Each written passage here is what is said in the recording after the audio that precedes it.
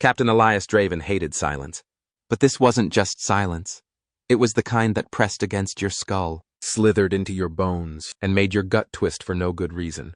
The bridge of the infinity sphere was quiet, the usual hum of energy fields and control panels replaced by an eerie stillness. Outside the viewport, the black expanse of Sector 19 Neo, a dead zone on the galactic maps, stretched endlessly. No planets, no asteroids, nothing, except for the signal. Dr. Vesper Kale, seated at her station, her sharp eyes flicking over the glowing lines of quantum data, spoke without looking up. It shouldn't exist. Elias leaned forward in his captain's chair. That's what we say about every great discovery before we make history. He forced a grin, but even he could hear the uncertainty in his voice. It's 200,000 years old. Vesper's voice was tight, clipped. It's transmitting in a quantum loop, unchanged for 200 millennia. You realize how impossible that is? Elias exhaled. The message had been pulsing in the void like a heartbeat since the moment they entered the sector. A signal older than most known civilizations, repeating in perfect clarity as if it had just been sent. That alone was unnatural. He turned to his comms officer. Play it again. Static filled the bridge. At first, it was nothing but white noise, the usual cosmic interference. But then, the distortion twisted, sharpened. Band became something terrifyingly familiar. A voice, a human voice. Low, hoarse, urgent. If you can hear this, if you're receiving this transmission. A pause. A crackle of interference, like a breath caught in static. Run. The silence that followed was worse than the message itself. Lieutenant Solas, the ship's navigator, swallowed hard. Is that? Yes, Vesper whispered. That's human. The weight of those words settled over the crew like a shroud. Humanity was gone, wiped from existence in the Great Collapse. Their homeworld lost to legend. Elias's fingers tightened around the armrests of his chair. Where's the source? 6,000 clicks dead ahead, Vesper replied. But, Captain, take us in, Elias said, his voice steady. Vesper snapped her head toward him. You didn't hear the message? Run. Elias met her gaze. I did. That's why we're going. The infinity sphere surged forward, thrusters burning against the void. As they approached the origin of the signal, space itself seemed to warp, like light bending around something that shouldn't be there. And then they saw it. A derelict structure, massive and ancient, floating in the darkness. It was impossibly intact, as if frozen in time, its surface smooth and dark, pulsing with faint remnants of energy. It was human-made, or at least it had been. But the strangest part wasn't the station itself. It was what surrounded it. Space wasn't empty here. It was cracked. Through the rifts, things moved. Shapes that had no form, shadows that had no source. Something was watching them. Vesper's voice was barely a whisper. Captain, we need to leave. The ship's warning sirens blared. Then, over the speakers, the message played again. But this time, it wasn't coming from the station. It was coming from inside their ship. Elias shot to his feet. What the hell was that? The warning had played again, but not from the station. The bridge crew exchanged uneasy glances, hands hovering over their consoles, waiting for orders that no one knew how to give. Vesper's fingers flew across her terminal. Captain, that message just... She paused, her breath catching. It came from inside our comm system. As if... She trailed off. Elias's pulse hammered against his skull. As if what, Kale? Her eyes flicked up to meet his. As if something else is here. The words hung heavy in the air. The ship's hull creaked, a sound that shouldn't exist in the vacuum of space. A flicker ran through the bridge lights, just for a moment, but long enough for every instinct in Elias's body to scream that something was wrong. Lieutenant Solas, hands tightening over his console, whispered, Permission to raise shields? Elias forced himself to take a slow breath. No panic, no fear. That was the rule in situations like this. We don't raise shields against ghosts, he said, keeping his voice steady. If something's interfering with our systems, we find out what it is. Solas exhaled shakily. Aye, Captain. Vesper's hands moved quickly, her screen scrolling with endless lines of data. It's not interference. She hesitated. It's rewriting itself. Elias stepped behind her chair, scanning the patterns flashing across her screen. The quantum signal wasn't just looping anymore. It was changing. A message that had played on repeat for 200,000 years was now reacting. And then, suddenly the bridge lights died. Total blackness. For a fraction of a second, there was no sound, no movement, just the sensation of something standing in the dark. Then the emergency systems flickered back on, casting the room in a dim, reddish glow. Every screen, every interface, every panel on the bridge now showed one word: run. A breath of silence. Then the ship bucked violently. Elias barely caught himself on the back of Vesper's chair as the infinity spear lurched sideways, the kind of sickening twist that engines weren't built to handle. Sparks exploded from a nearby console. The ship's alarms screamed to life. "Report!" Elias barked, bracing himself as the ship shuddered again. Lieutenant Solus scrambled to his control. "We're caught in some kind of gravitational anomaly. It's pulling us toward the station fast." Vesper's voice was sharp, urgent. "Negative. That's not gravity. Captain, something's pulling us from inside reality itself." Elias didn't have time to process that. The station, once a distant silhouette, was now rushing toward them at a possible speed. The cracks in space around it pulsed, widened, gaping maws of nothingness opening in the void. "Reverse thrusters! Full power!" Solus's fingers flew over the controls. "Not responding. It's like the ship isn't even..." The infinity spear hit the station's gravity well like a bullet through water. For an instant, reality itself seemed to fold inward.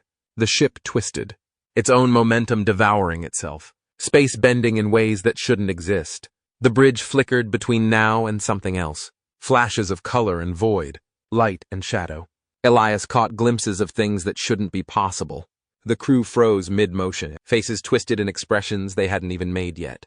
The station was longer ancient and broken, but alive and seething with something beneath its surface. And then everything snapped back into place. The ship came to an abrupt, unnatural halt. The violent pull vanished. The alarms were silenced. Outside the viewport, the infinity spear now hovered just meters from the station's dark hull, close enough that they could see the faint, flickering glow of something moving inside. Vesper was the first to break the silence. That wasn't real physics. Elias exhaled, running a hand through his hair. "Yeah, no kidding." Solus let out a shaky breath. "We're still here, though." Vesper shook her head. "For now." Elias straightened, forcing his voice back to its usual steadiness. "All right, new plan." He turned to the crew. "Sensors. I want a full scan of that station, every frequency, every spectrum. I don't care if it's subspace or spiritual. Find out what's inside before we step one foot on that thing." Vesper's eyes narrowed. "You still want to board?" Elias met her gaze. "We didn't come all this way to turn back now." Something in the darkness watched them. The message had changed. Now, across every screen, every flickering interface, the warning was clear: it sees you. A heavy silence fell over the bridge. The warning glowed across every screen like a whisper in the dark, as if the ship itself had been possessed by something ancient, something watching. Elias clenched his jaw. Fear crept at the edges of his mind, but he crushed it beneath sheer force of will. That was the rule. Fear wouldn't save them now. "Scan results," he demanded, voice steady, despite the ice threading through his veins. Vesper's hands worked quickly, pulling up data streams and analyzing readings. She didn't speak right away. When she finally did, her voice was different. Quiet, almost reverent. "This station," she murmured, eyes flickering over the shifting numbers. "It shouldn't exist." "Not helping," Elias shot back. "Give me something useful."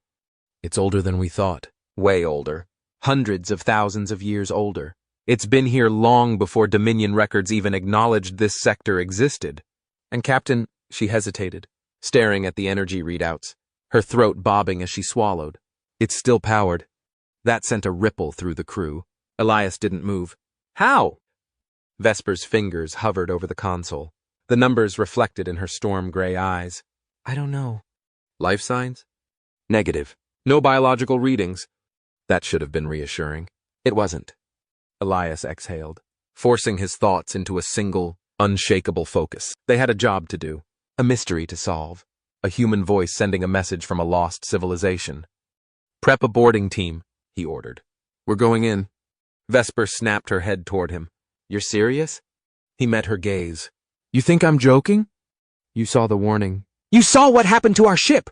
Whatever's inside that station knows we're already here, he finished for her, and if it wanted us dead, we wouldn't be having this conversation.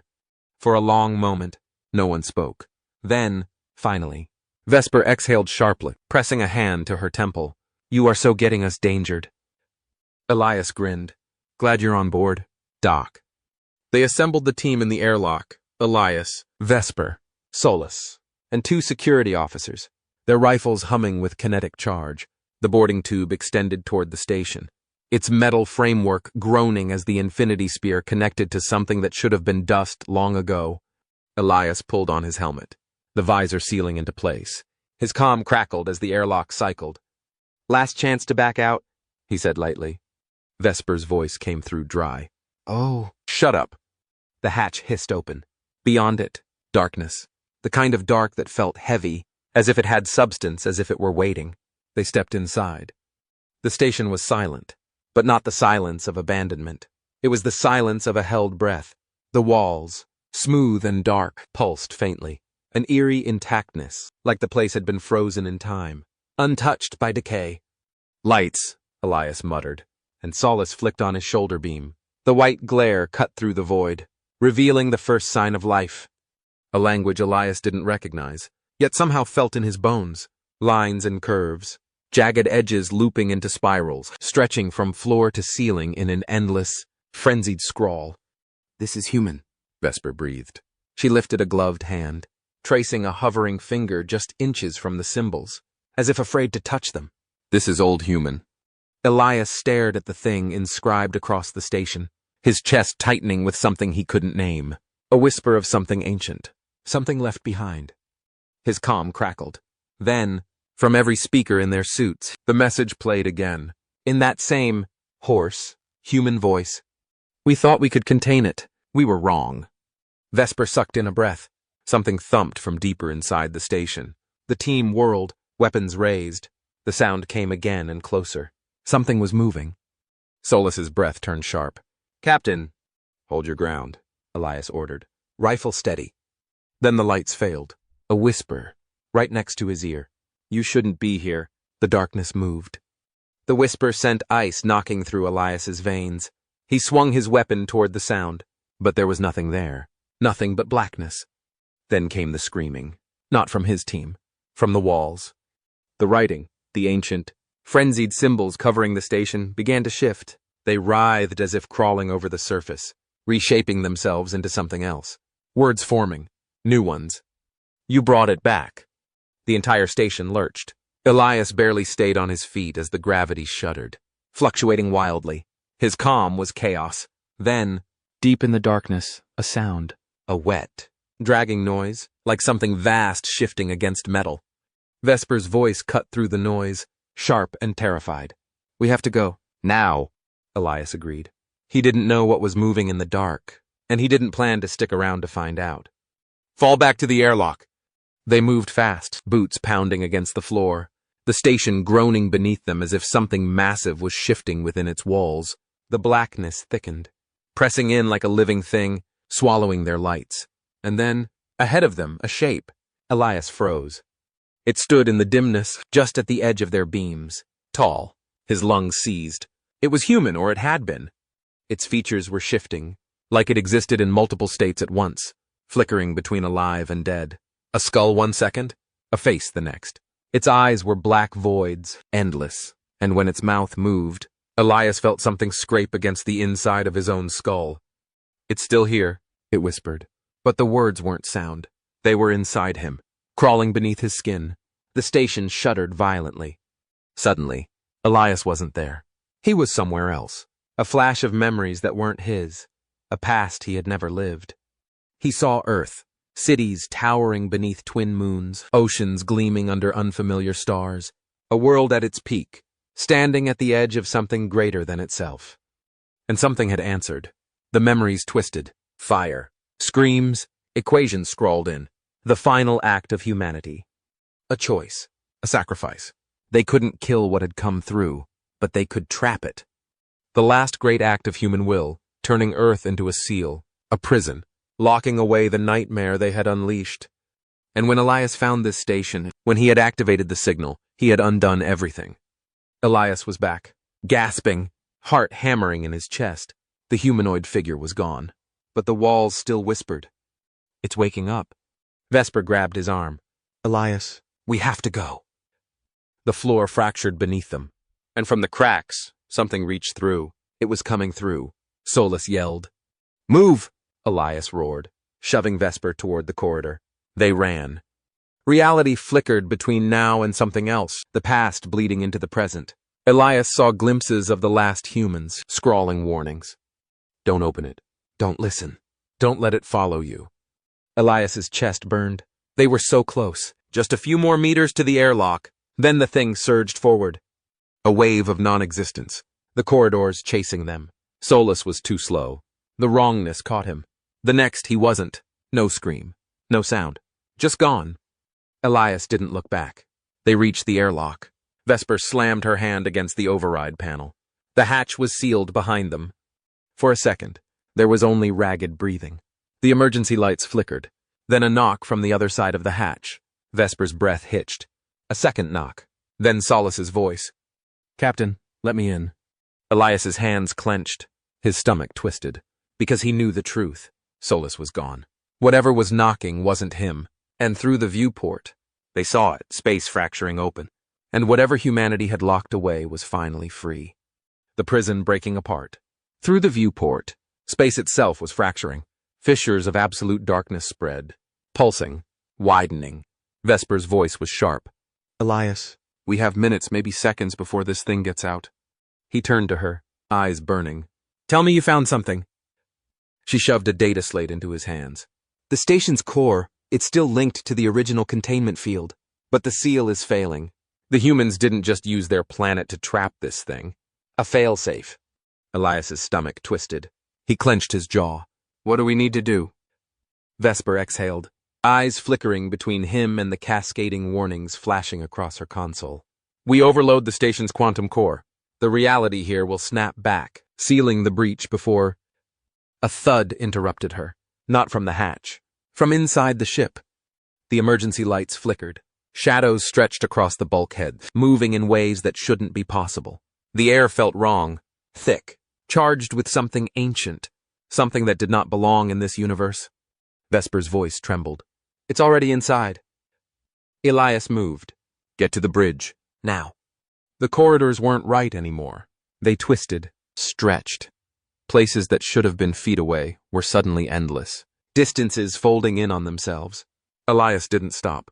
He forced his body forward, dragging Vesper with him, pushing through space that refused to behave. They reached the bridge. The doors were sealed behind them, but it didn't matter. The shadows were everywhere.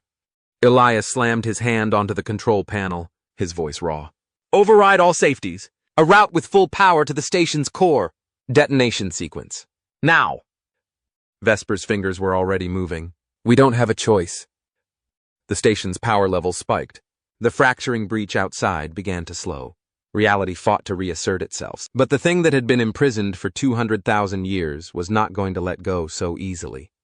The darkness surged forward, and Elias heard it. A voice. Not human, not sound. Something deeper and older. "You are too late." Elias didn't hesitate. He grabbed Vesper and gave her into the last escape pod. She hit the seat hard, eyes wide with shock. "Elias, no." He slammed his fist against the release panel. The hatch was sealed before she could reach him. Her scream was cut off. Elias turned back to the console. The shadows were right there. He felt something press into his mind. A question. "Why do you fight?" He bared his teeth. "Because that's what we do." He hit the final override. The station's core detonated. Reality collapsed inward. Then light. The breach was sealed. The prison, restored. The impossible void that had been clawing its way into existence slammed shut. The last echoes of humanity's sacrifice held firm, and Captain Elias Draven was gone. Vesper watched from the escape pod, drifting helplessly through space. The shockwave rippled outward, swallowing the station. The rift, the anomaly, everything. But as the pod's systems stabilized, a faint transmission flickered onto her display, a repeating signal from her own ship's black box. A message, one last entry from Captain Elias Draven. She played it. His voice came through, steady and strong. If you're hearing this, it worked. We stopped it. But it won't hold forever. Someday, someone will come here again. Someone like me. Like us.